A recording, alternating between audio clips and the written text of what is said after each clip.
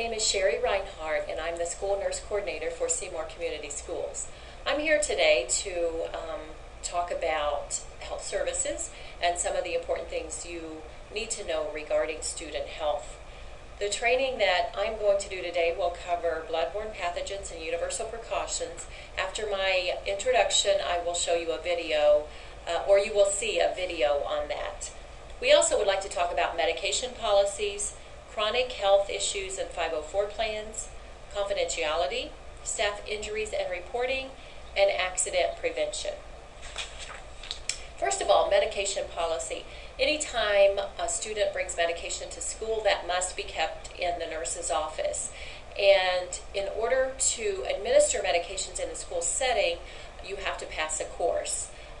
So anybody in your classroom, you are not allowed to administer medication to them. Even if you know them and if they're your neighbor and you feel like you know them really well, you cannot administer medication. That needs to be administered by the school nurse and also kept in the nurse's office. So if you notice a student carrying around medication, make sure and call the nurse so that we can put that in our office.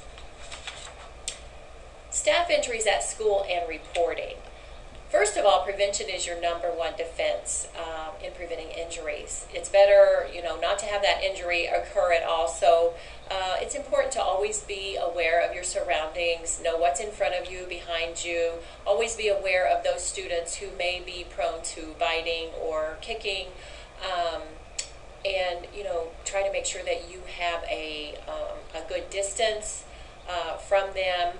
And they can just do things so fast, like, I know sometimes going into one of the classrooms, if I have a stethoscope around my neck, one of the students can pull that before I know it. So you just have to make sure and realize the students that might use a pencil as a weapon or something like that to protect yourself.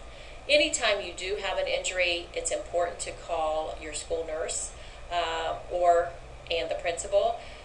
You need to fill out a report, and this report can be found on www.scsc.k12.in.us.